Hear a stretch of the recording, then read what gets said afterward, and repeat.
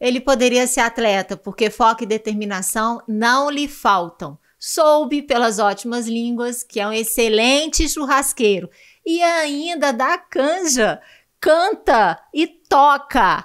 É um marido apaixonado, tem 2 pãezinhos como filhos, sendo que um deles ainda está no forninho da sua mamãe. E acreditem, ainda sobra tempo para ser urologista e andrologista. É referência em saúde sexual masculina. Apresento vocês, Edgar Sarmento! Estava até perguntando, meu Deus, quem é essa pessoa aí? Essa pessoa é você, meu querido! É bom demais estar aqui, Érica. Obrigado demais. Bom demais estar na padoca, aconchegante. Eu tô aqui lutando para não comer isso tudo. Não lute não, meu filho. Aqui é lugar para ser feliz. Né? Já, lá no meio como. Esse podcast é o espaço para que a gente tenha conversa gostosa, diversa, trocar experiências e fazer com que essa informação chegue em todas as pessoas, né? Multiplicar conhecimento, fazer com que o nosso dia a dia fique um pouco menos pesado, né? Então a gente tenta trocar, conversar de uma forma mais leve, mais fluida, mais divertida, porém não menos séria. Sim. Não é? Vou até relaxar aqui. Relaxe, solte os ombros, faça aquela respiração aqui. Como é o nome daquela respiração? Doutor diafragmático. Muito bem. Então é um prazer ter você aqui. Todo meu. Viu?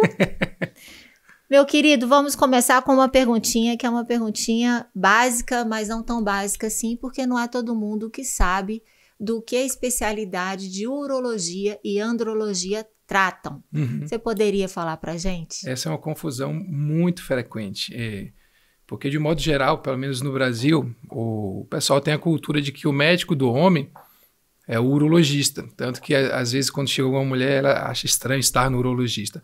Mas, na verdade, o urologista é o médico que cuida do trato urinário, que é um sistema que tanto mulheres quanto homens compartilham. Então, o urologista cuida de patologias urinárias de ambos os sexos. Já o andrologista, ele cuida exclusivamente de homem. Então, se tiver que eleger quem é o médico do homem, é o andrologista, mas focado em quê? Na parte sexual e na parte reprodutiva, né? Na parte de fertilidade. Mas como o homem é um bicho difícil de ir médico, muitos de nós, andrologistas, acabamos cuidando do homem como um todo. Por isso que a gente chama de saúde do homem, não focando única e exclusivamente na parte sexual e de fertilidade, porque o homem é bem mais complexo do que só isso, digamos assim. Entendi. Que bom que você esclareceu, porque existe um certo preconceito das mulheres de ir ao urologista. Sim. Tanto é que tem algumas questões que a gente evita, né? Por exemplo, infecção urinária. Geralmente quem trata é a nossa gineco, né? Em vias de regra. Então a urologia, ele trata a parte toda urinária, não é isso? Exatamente. Pedra no rim, infecção urinária, tumores relacionados a rim, ureter, bexiga, no caso do homem, próstata. Então, tudo que envolve o trato urinário, seja no seu funcionamento, seja na parte anatômica, é o urologista que cuida. Urologista. Criança, idoso, mulher, homem, tudo relacionado à parte urinária, quem cuida é o urologista. E o andrologista cuida só de homens. E a sua atuação é a andrologia? Andrologia. O meu consultório não tem... Eu não faço atendimento em mulheres. Mas por uma questão mesmo de ser referenciado como um andrologista, né? Até para quem chega lá não achar estranho. Poxa, marquei com um andrologista e tem uma mulher, mas o andrologista não é o médico que cuida só de homem, justamente para evitar confusão. No começo, quando eu fazia urologia, tinha mulheres e homens. Hoje em dia eu só atendo homens. Só homens? Só homens. Foco nos rapazes. Isso aí. Muito bem. E a andrologia, ela trata também a questão da fertilidade também? Isso. A parte de sexualidade e a parte de fertilidade e equilíbrio hormonal do homem, que está tudo muito interligado. Então, aproveitando... É como se fosse o ginecologista do homem. Entendi. Ficou mais claro para mim agora. Pô, podia ter dito só isso, né? Podia ter falado só isso, ia me ajudar bastante. Então, vamos aproveitar o gancho falando sobre fertilidade, né, Edgar? Fertilidade, acho que tanto as mulheres quanto os homens têm uma preocupação muito grande com relação a isso, o que é muito legítimo, né? Obviamente. É verdade que a fertilidade masculina ela vai ficando comprometida com o passar dos anos? Existe esse comprometimento do homem ficar menos fértil de acordo com o seu envelhecimento? Comprometida é uma palavra que parece que prejudicou muito a fertilidade, como acontece na mulher, que vai ter a menopausa, né? Ela vai parar de produzir hormônios que regem a fertilidade. No homem, isso não acontece. Então, o termo andropausa, que teoricamente seria análogo à menopausa, ele é errôneo, porque o homem ele não para necessariamente de produzir. O que ocorre? Ocorre uma diminuição na função testicular, que é o órgão que produz a testosterona, que é o órgão que é o hormônio que rege a fertilidade. Então, com o envelhecimento, vai sim haver uma redução na velocidade e no potencial de produção hormonal dos testículos. Dados sugerem que cerca de 1 a 2% ao ano, a partir dos 40 anos. O que também não significa que em algum momento da vida o paciente vai necessariamente ter uma testosterona baixa. Ele pode, dentro da faixa de normalidade mesmo, ter um decréscimo, mas ainda assim continuar com a testosterona normal e não ter problema nenhum relacionado a isso. Mas, com o passar da idade, todo o corpo vai mudando. Até o próprio desempenho para todas as funções, ele vai mudando. Então, esses aspectos acabam também diminuindo a propensão à fertilidade do homem.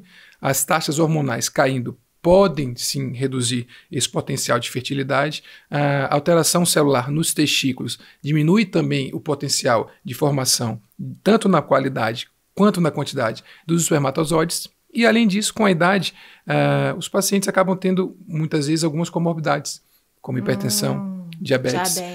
Dentre outras, que acabam afetando, sim, o potencial fértil do homem. Mas dizer que, com a idade, vai estar selada, vai estar interrompida a fertilidade do homem, como acontece na mulher, de modo algum. De modo algum. Eu acho muito injusto isso.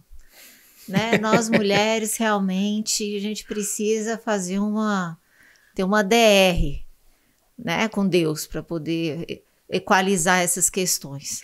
Mas tudo bem. E me fala uma coisa, Edgar, quais são as causas mais comuns da infertilidade masculina?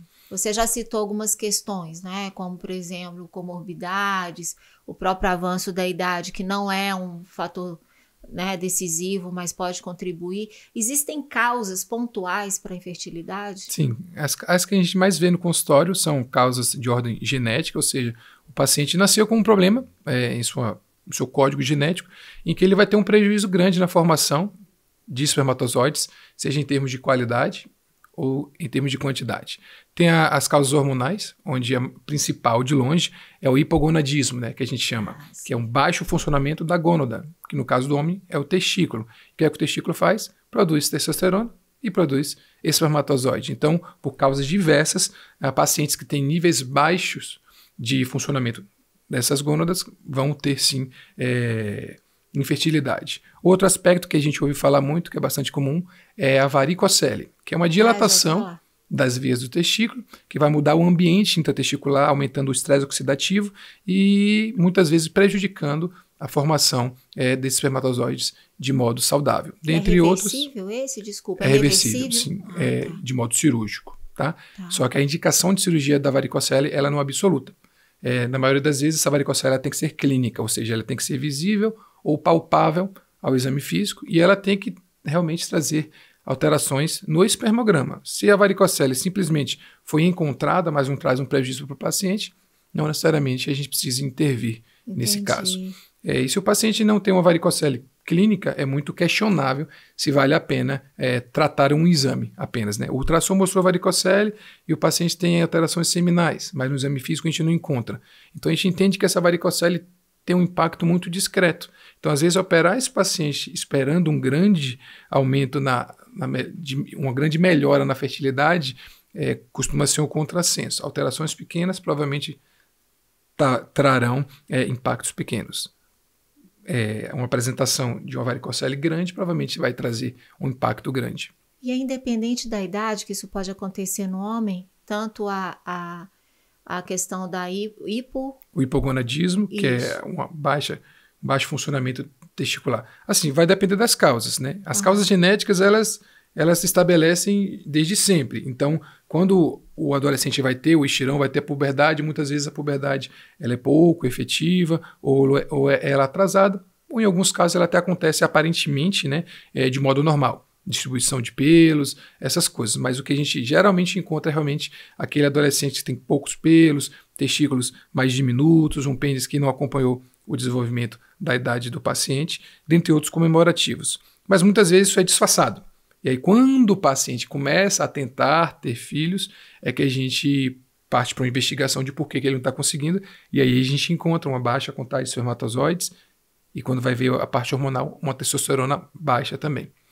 E nos outros pacientes que têm varicoceles, ela pode ser também adquirida, somente algumas profissões que estão associadas à exposição a altas temperaturas de modo contínuo, como motoristas naquela época que o motor vinha embaixo do banco, ou cozinheiros, pessoas que têm a região de pélvica submetida a uma temperatura mais alta.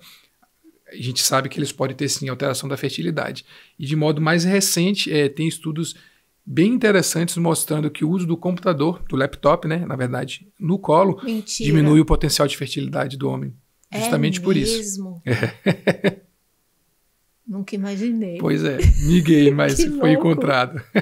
E como que pode aumentar essa fertilidade para quem tem esse problema? Assim, existe um tratamento específico para isso? Assim, a varicocele é a causa identificável e tratável mais comum que a gente tem. No caso dos pacientes que têm alterações de ordem genética, muitas vezes ele não vai conseguir uma gestação de modo natural, né? Via sexual. Então, para esses pacientes tem reprodução assistida, onde a gente capta os espermatozoides, seja do testículo ou do epidídimo, que é um órgão que tem ali atrás do testículo e que matura os espermatozoides, e parte para técnicas de inseminação ou de fertilização in vitro. Mas, de um modo geral, como aumentar, né, melhorar o potencial de fertilidade do homem em geral? Vai partir dos princípios de saúde básica, né? Uma boa alimentação, atividade física regular e numa intensidade moderada, pelo menos, descanso, que é muito importante, uma frequência sexual regular. O que seria isso? É fundamental. Assim, em termos de fertilidade... um dia sim, outro também. Teoricamente funcionaria assim, mas tem que estudar o ciclo da mulher, saber qual que é o período onde ela vai estar ovulando para tentar focar naqueles dias. É o que eu falo para os meus pacientes. Não adianta você ter uma frequência de 4 vezes na semana e não fazer no dia errado. Para a questão de fertilidade, isso não tem relevância. Também que tem aqueles calendários de porta de geladeira, né? Você prega lá. Marca lá, a famosa tabelinha. X, entendeu? Que tá tudo certo, você não vai se perder. O princípio básico de aumentar o potencial de fertilidade é fazer consultas preventivas com o seu andrologista. Isso é muito importante. Somente quando chega um menino, um adolescente, alguém em primeira consulta, eu geralmente faço uma operação pente fino, né? Eu peço exames bem amplos para a gente entender qual o cenário que aquele paciente chega para mim. Depois eu direciono toda a abordagem para uma possível queixa. Se ele não tem queixa, eu vejo a saúde dele de um modo geral e te vejo ano que vem. Perfeito. Então, muitas vezes a gente se antecipa a alguns problemas. E a fertilidade, muitas vezes, o tratamento ele é um pouco mais prolongado. Esse tempo de espera pode gerar uma frustração importante no paciente, no casal. Então, o paciente chega para mim dizendo que não quer ter filhos naquele momento, mas que daqui a 2 anos ele pensa muito em ter filho. Esse é o time ideal para você iniciar a investigação desse paciente. Teoricamente, a gente só precisaria iniciar essa investigação depois de 1 ano de tentativa frustrada. Mas a gente já vive num mundo tão dotado de ansiedade, de tensões, que eu acho que essa pode ser uma tensão, muitas vezes, prevenida. Então, se o cara quer ter filho daqui a 2 anos, se a gente identifica agora o problema dele, a gente pode investir nesse problema e no dia, na época em que ele realmente se estiver disposto a tentar engravidar, a gente já vai ter corrigido aquele problema ou já vai ter pelo menos proporcionado algum grau de melhora para aquele paciente, ou já vai ter pelo menos entendido que não tem jeito, não adianta ele ficar tentando 1 ano via natural que ele não vai conseguir. Então é um paciente que já de modo inicial a gente sugere uma técnica de reprodução assistida. Entendi. E nesse caso o estilo de vida é fundamental, né, Edgar? Por exemplo, se a pessoa tem um estilo de vida droga, sexo e rock and roll, fica meio complicado, né? Assim, imagino eu. Então, a pessoa ter essa consciência de que ter um estilo de vida saudável vai ajudá-lo a até melhorar não só a fertilização, mas também a sua performance sexual é uma Sem condição dúvida. sine qua non, Sim, digamos assim. Sim. A gente sabe que tem alguns alimentos que aumentam o ambiente inflamatório do corpo e os testículos são muito sensíveis, né? Eles são meio mimados, os testículos. Então, ambientes inflamatórios, seja necessariamente intratesticulares ou na qualidade do sangue que chega, pode alterar o funcionamento desse testículo, que vai desde a formação dos espermatozoides a também a produção da testosterona. O sedentarismo também já é sabido que predispõe ao aumento do peso desse indivíduo e não é um peso bom, né? Porque peso muitas vezes não diz muita coisa, o que importa é a composição corporal. Se você tem um percentual de gordura baixo, se você é pesado porque você tem músculo, isso é algo relativamente positivo. Mas se você tem mais gordura do que seria necessariamente saudável, você aumenta ainda mais o ambiente inflamatório do corpo, você inibe a ação e a produção da testosterona, você aumenta a liberação de cortisol, que é o famoso hormônio do estresse, que também prejudica estes aspectos. Então, alimentação inadequada, sedentarismo, já puxando para o sobrepeso, tudo isso pode dificultar bastante a questão da fertilidade e principalmente do desempenho sexual, que está tudo muito interligado. Uhum. Você falou de alimentação, né? Que tem alguns alimentos que inflamam. Sim. Assim, de um modo geral, é aquele senso comum que todo mundo sabe, mas poucos obedecem, né? Alimentos industrializados, muito condimentados, de origem muito artificiais, repletos de sal, repletos de açúcar. Então, e álcool? Álcool também, porque o efeito tóxico, né, o efeito lesivo do álcool diretamente nas células pode prejudicar várias funções no organismo. É claro que a gente não está falando do uso moderado, do uso, vamos chamar, social. A gente está falando de uma libação alcoólica do paciente que tem um uso crônico em quantidades e frequências mais relevantes. Assim também como o tabagismo, né, que é um grande vilão da sexualidade masculina. Cerca de metade dos pacientes tabagistas, ao longo do envelhecimento, vão experimentar algum grau de prejuízo à sua função sexual, principalmente no que tange à ereção, né, na capacidade de ter uma ereção satisfatória. É só coisa ruim, né, Só gente? coisa ruim. Pra que mexer com isso, né? Eu sempre ouvi dizer que a mulher funciona muito assim, né? Quer dizer, vou falar por mim, né, gente? Vou falar pelas outras não, porque vai que eu tô falando besteira. Mas a gente, quando tá emocionalmente abalada, quando não tá bem, o nosso desejo sexual fica muito comprometido, né? Porque a gente fica muito absorvida naquilo. No caso do homem, esses momentos emocionais mais estressantes, isso realmente impacta no desejo sexual ou a testosterona, ela tem vida própria e ela fala, deixa comigo que eu resolvo? Como é que funciona isso? Quando a gente fala de sexualidade, é importante a gente entender o que constitui a sexualidade em si. E ela tem vários itens. O primeiro deles é a libido, né? É o desejo sexual, é a vontade de sexo, é o ímpeto, a disposição para sexo. E o principal fator determinante para a libido, para um desejo sexual adequado, estou falando de fator orgânico, são os níveis de testosterona no sangue, tá? Mas a gente sabe que um desejo sexual, ele é multifatorial. Não tem uma coisa só que determine se o paciente vai ter um desejo adequado ou não. Mas em termos orgânicos, a testosterona é quem rege essa libido. Mas fatores psicogênicos, né, psicológicos, eles também podem bloquear ou estimular a liberação dos impulsos nervosos para a gente ter a sensação de querer ter a relação. O segundo aspecto é a ereção, que é o aspecto mecânico da sexualidade, que é simplesmente pinto duro. Ereção é igual a pinto duro. Consegue ter, consegue manter, a rigidez é satisfatória, então isso é a ereção que é regida pela libido. Então, de um modo geral, a chance de o paciente ter uma ereção boa, satisfatória, com a libido baixa, ela é muito diminuta, tá? De modo natural, estou falando, não com o uso de outros medicamentos. Exatamente. Né? É o combustível. O outro aspecto é o orgasmo, que é a sensação de clímax, tá? Que vem associada com a ejaculação, que é a emissão do líquido seminal. E a cadeia é grande, né? a cadeia é grande. É grande. Outro aspecto é a satisfação, é o insight, é como esse paciente vê toda essa conjuntura. E a testosterona é o grande maestro de tudo isso. A testosterona é o CEO, né? É o CEO, mas ela não faz milagre. Ela não tem vida própria. Como assim? O meu consultório ele é basicamente composto de queixas sexuais dos mais diversos aspectos. E muitas vezes o paciente vem com testosterona em níveis excelentes e ele não entende o porquê que a vida sexual dele está muito ruim. E tudo começa com perguntas simples de como que vai a vida do paciente em vários aspectos, sociais, conjugais, financeiros, emocionais. Então, qual é a comparação que geralmente eu faço com esse paciente? Quando ele está preocupado com alguma coisa, pensando em alguma outra coisa, mesmo que essa coisa seja o medo de broxar, o medo de ter um desempenho sexual insatisfatório, ele gera algum grau de tensão para ele. E o nosso organismo mais primitivo, ele não capta de modo relativizado essas informações. Ele simplesmente entende.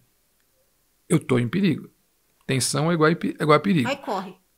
Ou corre ou enfrenta. Então, o organismo ele vai ser preparado para essas duas situações. Ou correr ou enfrentar o perigo. E aí libera a adrenalina, que é o hormônio, né, feito para a gente ter essa reação intempestiva e ser capaz de ou lutar ou correr. E não sei nem vocês, mas eu nunca vi ninguém correndo nem de pinto duro, nem brigando de pinto duro. Por quê? É antifisiológico.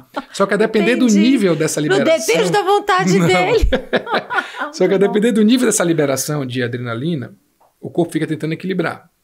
Estou tenso ou estou querendo ter relação sexual? E aí, uma série de resultados pode acontecer entre o espectro de não ter nenhum tipo de ereção ou ter uma ereção completamente satisfatória.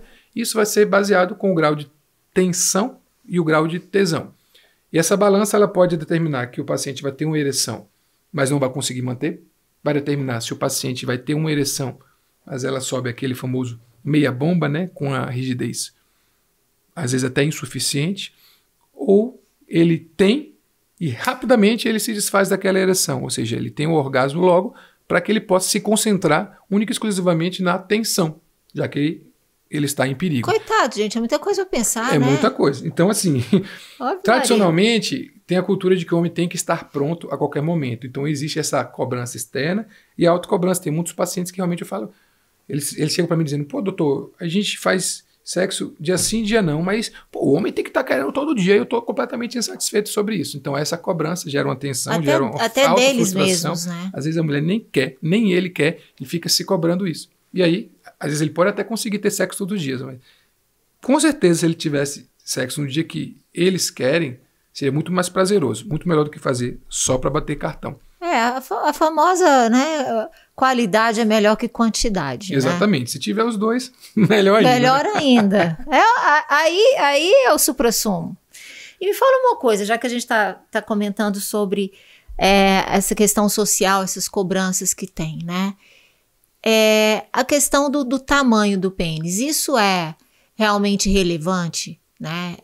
De fato o tamanho é documento? Ou isso é uma crença, né? E que foi difundida e acaba traumatizando aqueles que nem precisam estar sequelados, né? Com relação a isso.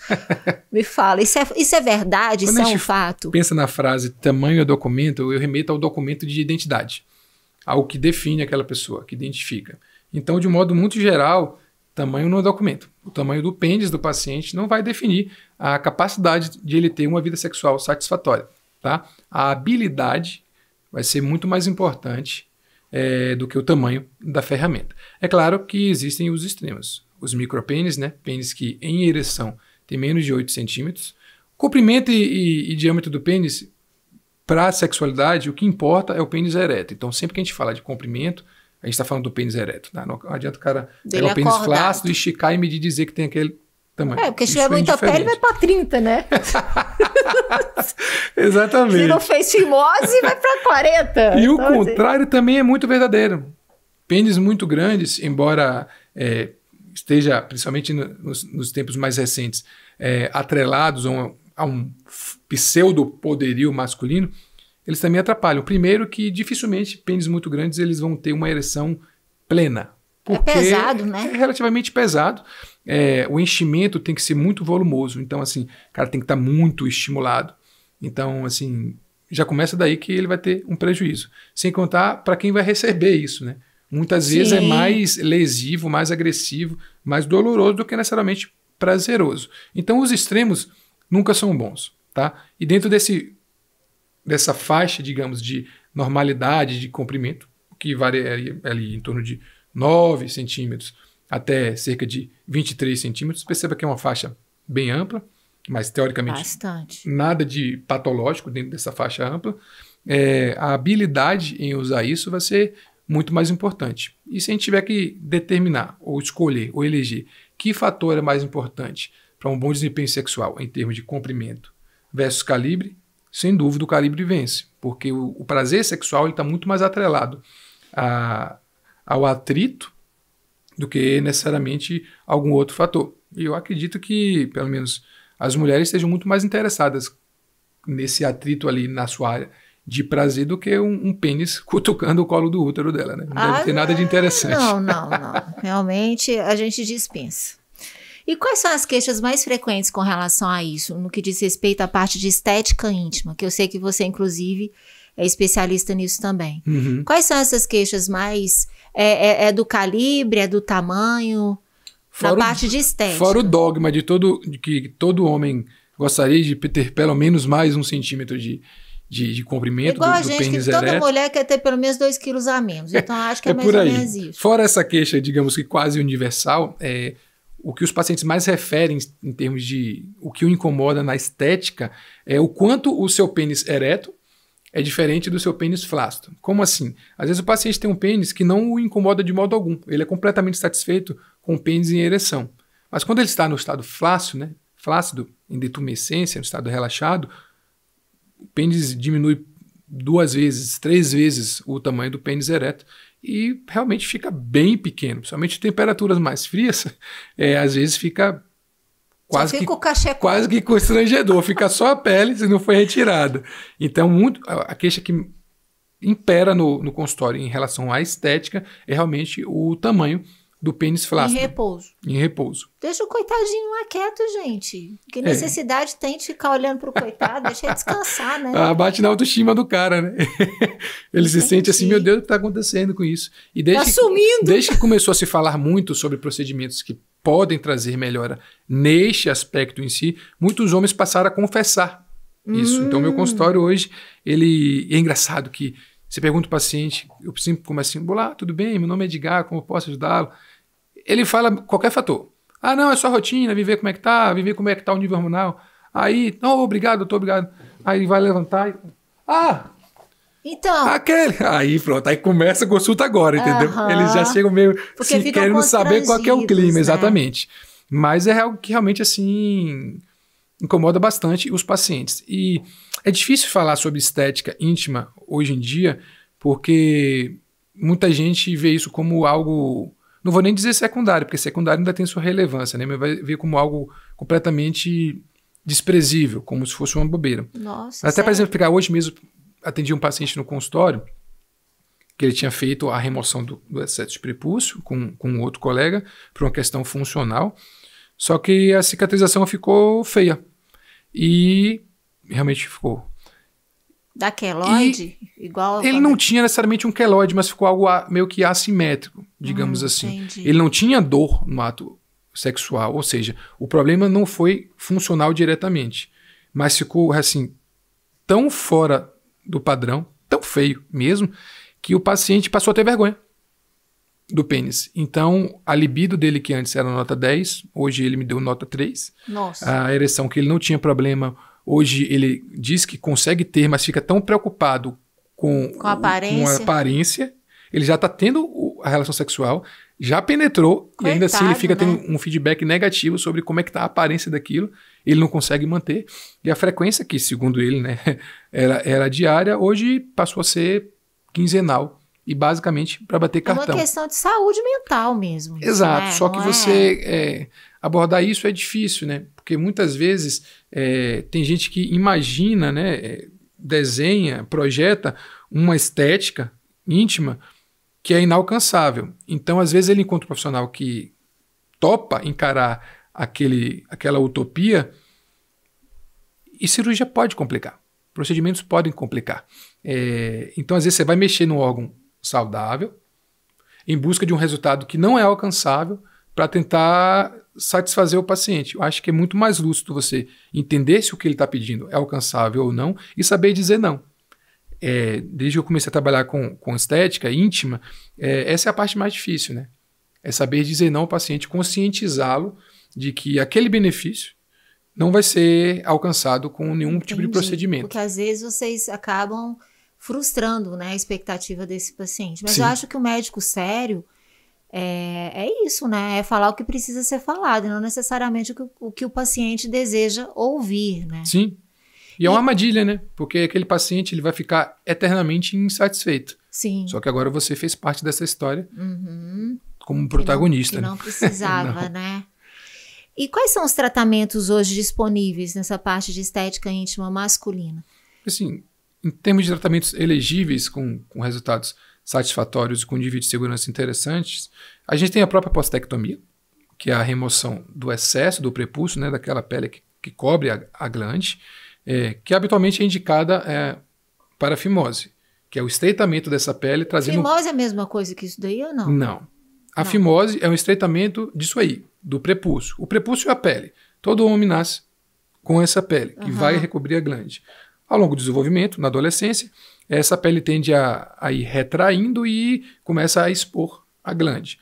Quando essa exposição da glande não se dá de modo completo ou não se dá de modo indolor, sem trazer nenhum tipo de prejuízo ao paciente, tem um estreitamento, um anel muitas vezes de fibrose, e isso é a fimose. Então, a fimose é uma patologia, é um quadro de doença, é algo que traz prejuízo ao paciente. O prepúcio é uma característica de todo homem.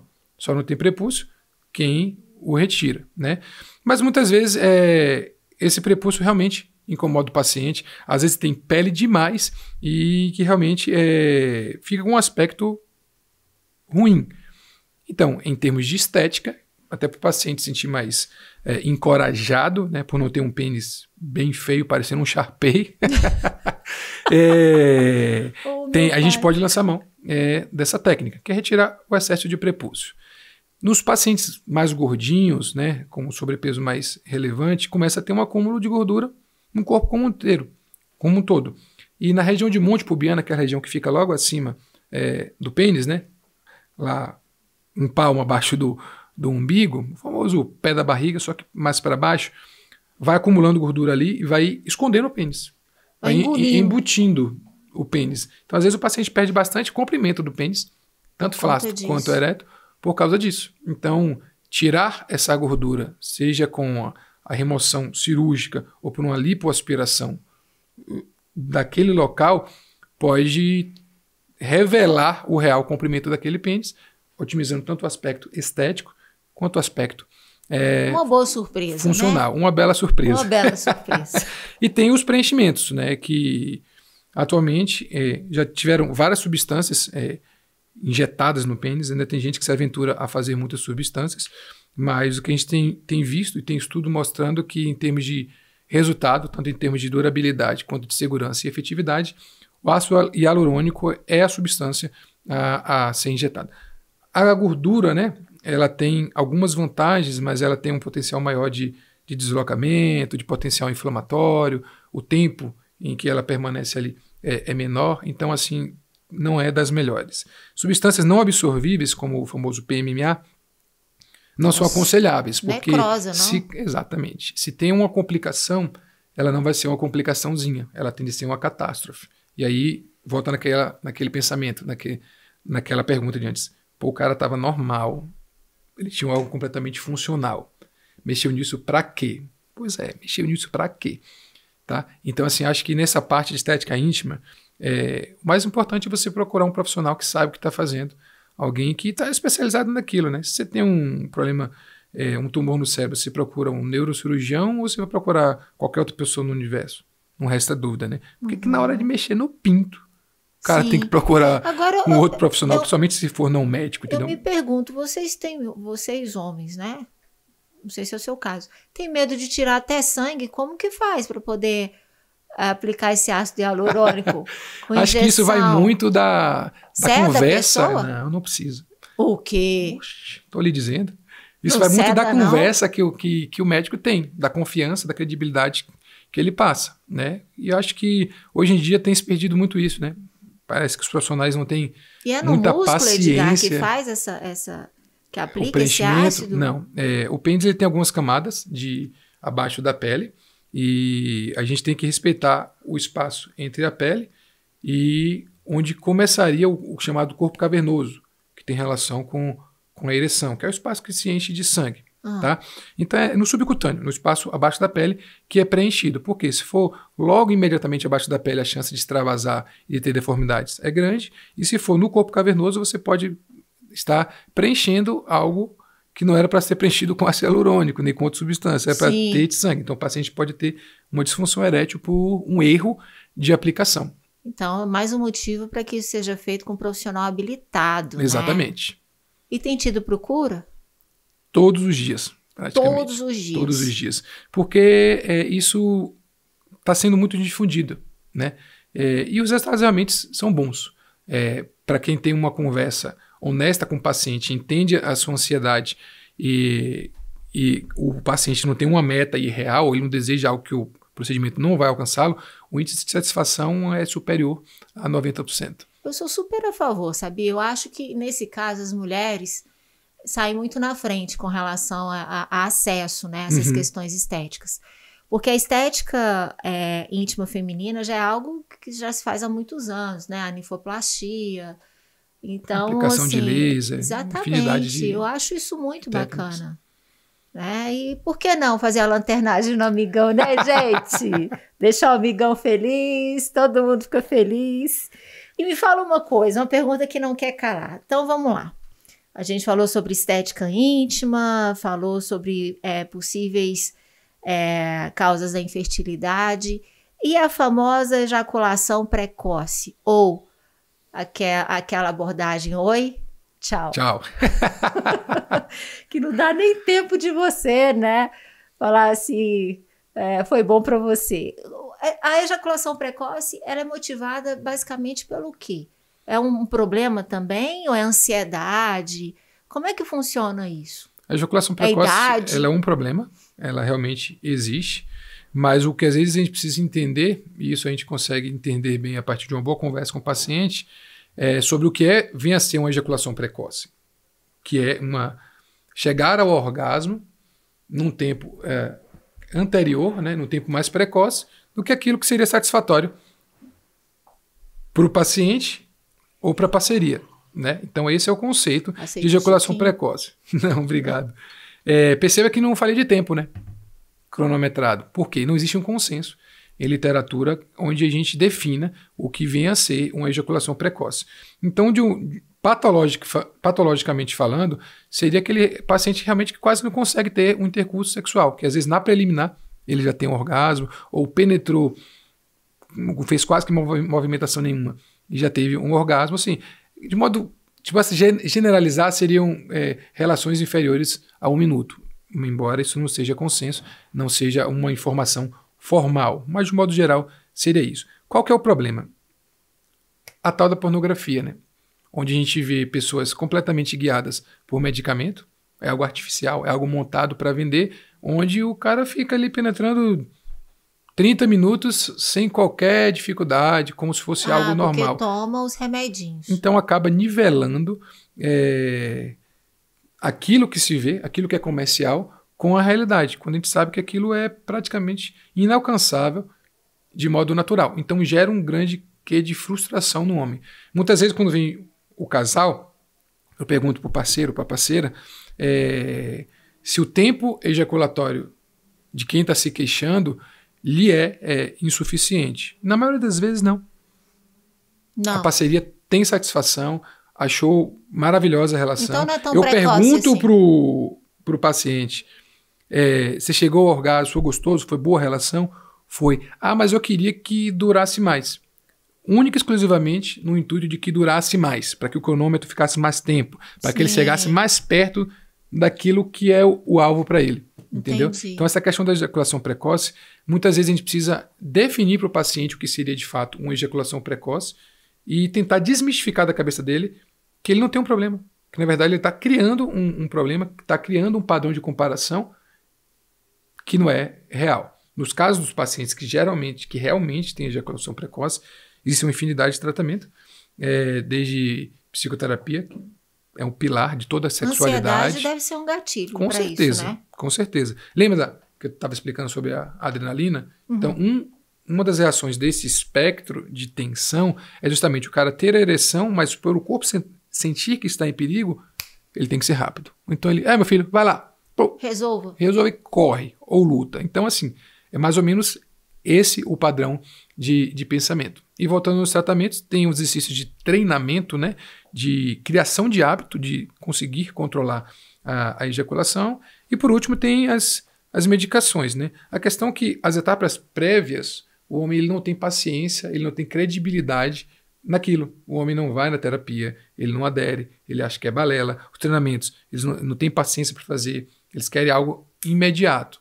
E aí se frustram com essas linhas não invasivas de tratamento e acabam sempre tendo que querer recorrer a medicamentos, o que acaba sendo uma bengala. E aí no dia que ele não tem a medicação, o que acontece?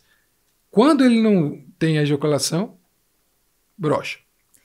Você acha que isso vem acontecendo cada vez mais com os homens mais novos, assim?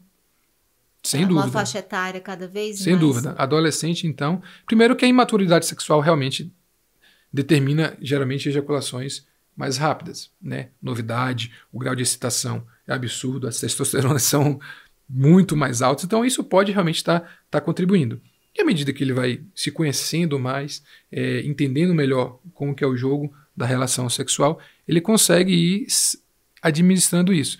Mas o acesso hoje ao material erótico é assim, algo muito fácil de acontecer. Deus. Então acaba que o padrão da galera jovem, hoje em dia, é outro, né? Então eles se balizam por algo que não existe.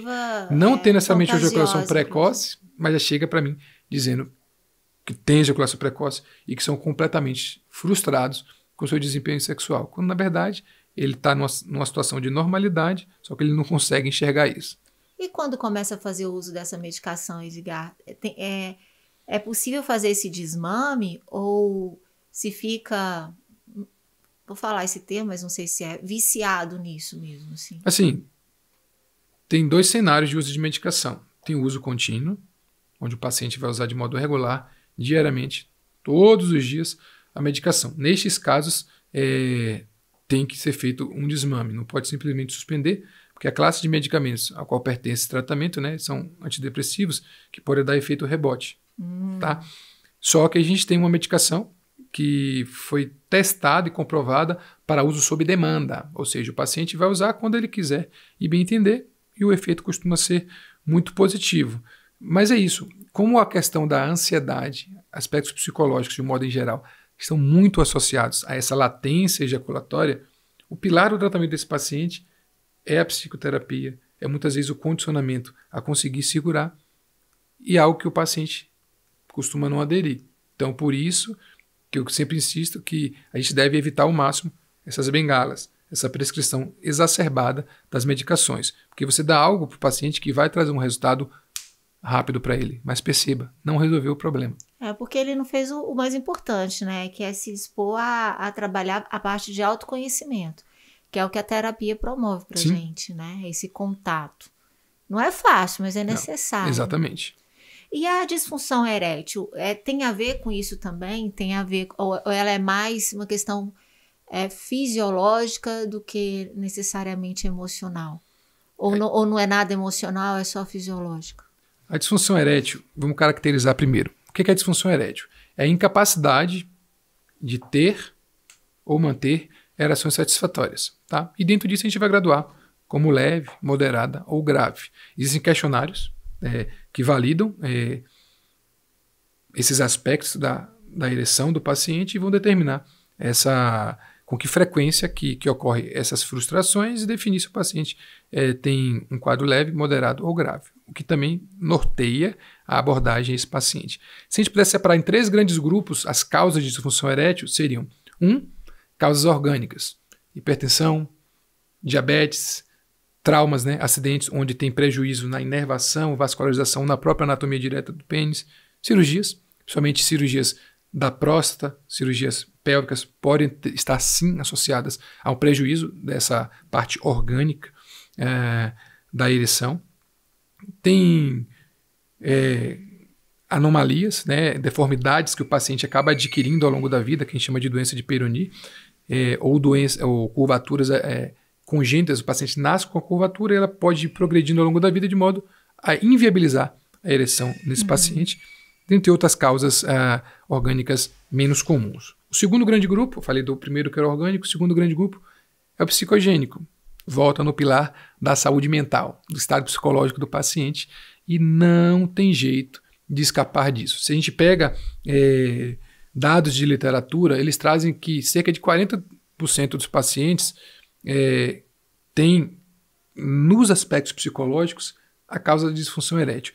Mas esses estudos são feitos com questionários, ou seja, é o paciente dizendo que ele enxerga que tem problema psicológico. Mas eu vejo no consultório que o paciente não enxerga que ele está com um problema conjugal, com um problema de relacionamento, com um problema de vida no trabalho. Ou seja, organicamente ele está normal, ele não tem nenhuma substância interferindo naquilo, não está tomando nenhuma medicação para aquilo, e o desempenho dele não é bom. Mas ele acha que está tudo bem na vida dele. Só quando você começa a conversar, deixa o paciente falar. Ele te mostra onde que está o problema. Só que não é uma pílula que vai resolver um problema conjugal, não é uma pílula que vai resolver problema financeiro, não é uma pílula que vai tirar a frustração que ele tem com o trabalho que ele se encontra hoje. Então, o aspecto psicogênico é de longe o que mais determina a disfunção erétil. E geralmente os casos orgânicos, eles também têm alguma associação psicogênica. Tá? E o terceiro grupo é o que eu chamaria de o grupo farmacológico, o uso de substâncias, seja medicamentos, né, para tratamento de outras condições, como antihipertensivos, antidepressivos, como drogas ilícitas, cocaína, maconha, dentre outras, e também as lícitas. Vale a pena frisar que o tabagismo é um grande inimigo da ereção. Por quê? Por que isso? Porque ele tem uma série de substâncias que lesam as células do corpo, de um modo em geral, como um todo. Tá? As substâncias circulam na corrente sanguínea. E existem 2 tipos de tecido no corpo que são muito frágeis a esses danos oxidativos e prejudiciais. São vasos e nervos. E a ereção nada mais é do que um processo completamente dependente de vasos e de nervos. Então, o tabagismo ele costuma afetar pelo menos metade dos seus praticantes, em termos de gerar algum grau de disfunção erétil ao longo da vida. E com o próprio envelhecimento, pela queda no funcionamento do corpo, você pega um tabagista obeso, idoso, é o prato cheio para uma disfunção erétil grave. Você está acostumado, obviamente, a receber casais, né, no seu consultório. Uma curiosidade. O que incomoda na sua prática clínica? O que você ouve mais como queixa da mulher, em termos de até... Por que eu estou falando isso? Porque muitas vezes a disfunção erétil, a gente tem, eu falo a mulher, tem uma impressão que talvez ela seja uma das promotoras daquilo, porque não é interessante, porque não é atraente, porque o marido perdeu o interesse, né? Sim. E muitas vezes está lá na hora do vamos ver, isso acontece, e não é raro a mulher tomar aquilo para si, né? Tomar aquilo para ela. O que afeta muito a autoestima da mulher, Sim. né? Sem sombra de dúvida.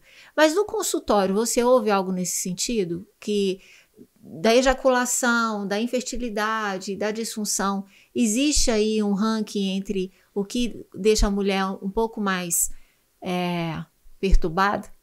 De longe, disparado, o tal do broxar. Broxar uma vez, elas geralmente entendem. Quando aquilo passa a ser uma frequência, a primeira coisa que ela pensa, sou eu. Ah, você não gosta mais de mim? Ah, eu tô feia? Ah, eu tô isso, eu tô aquilo. Então, começa a ter essa cobrança, né, do paciente. E aí ele que ficou assustado, porque teve aquele episódio e não tinha nada a ver com ela em si. Simplesmente aconteceu, pode ser um dia que está mais cansado, um dia que está mais estressado, está pensando em algo que tem que apresentar amanhã, alguma meta que tem que cumprir, não cumpriu, está pensando no boleto, enfim, está pensando em qualquer coisa que não seja aquele momento. Ele gerou o que nele? Tensão. Correr ou lutar, adrenalina, bloqueia a excitação, brocha mesmo. Não tem nada a ver com mulher. Aí nesses momentos que eu geralmente aconselho os meus pacientes é tentar encarar aquilo com naturalidade. Tem boca e dedo pra quê, meu amigo? Cai dentro. Se não subir, beleza. Fica pro dia seguinte. Mas criativo. Improvise. Quanto mais valor, relevância a gente dá à rigidez do pênis e a essa catástrofe de ter brochado uma vez ou de modo pontual, realmente mais relevância ela assume. Mais expectativa se ganha em torno daquilo, se cria em torno daquilo e mais tensão gera em torno daquilo.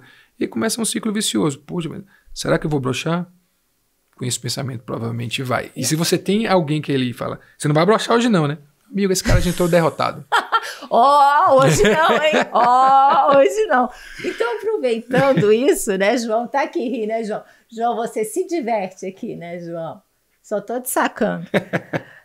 Que conselho você daria, então, Edgar, para aquela mulher, né, ou para o companheiro ou para a companheira que já presenciou uma situação como essa, tá? Eu vou te dar 3 opções. A primeira, a pessoa faz cara de paisagem e comenta sobre a lista de compra do mês, tipo, o azeite está na promoção lá no dia a dia.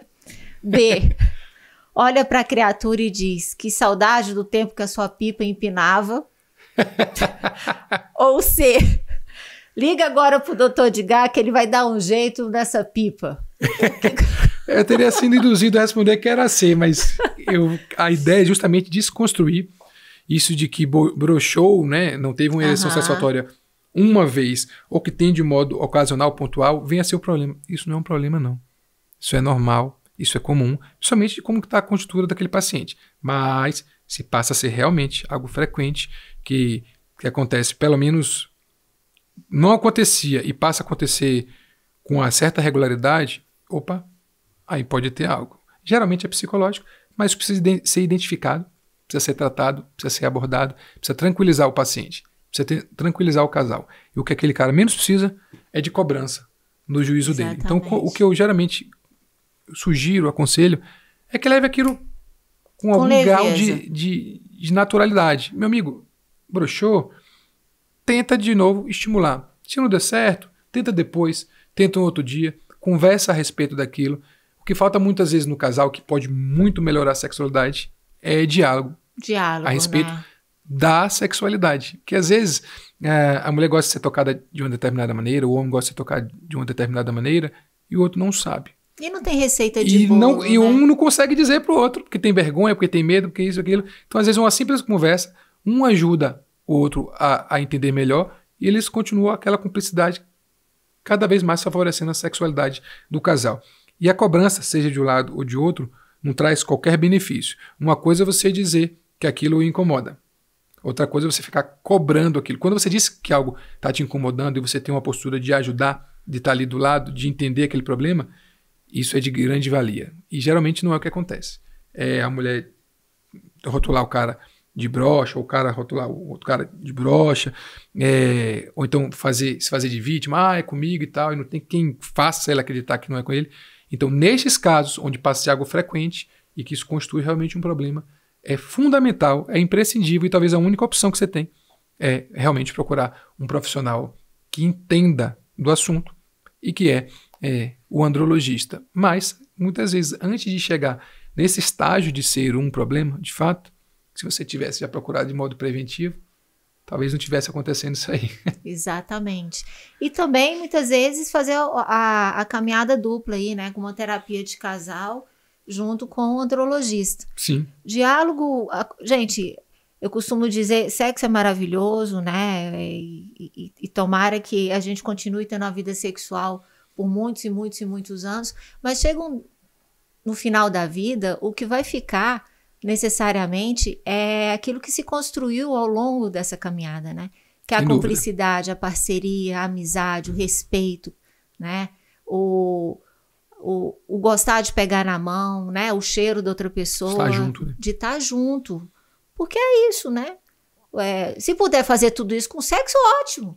Tem e essa é a meta no vida. consultório. Eu costumo brincar com o paciente que lá vai viver até os 100 anos, bem, de barriga tanquinho e pinto duro. É uma meta E agora com a ambiciosa. técnica de preenchimento, pinto duro e grosso. Olha, vocês homens estão realmente impossíveis, né? Edgar, foi maravilhoso. O João já sinalizou que o nosso tempo esgotou, mas foi ótimo. Eu acho que os homens vão dormir mais tranquilos depois de ver esse podcast. Porque tem solução, seja lá qual for o seu problema, doutor Edgar vai apresentar a solução para vocês. Hoje o paciente só deixa de ter relação sexual se ele realmente quiser. E tem tratamento para praticamente tudo. Não tem desculpa, não é? Muito obrigado, meu querido. Eu que agradeço, foi ótimo, viu? foi muito bom. Uma honra, obrigado demais. Imagina. Eu topo a versão 2, hein? Bora! Tô dentro.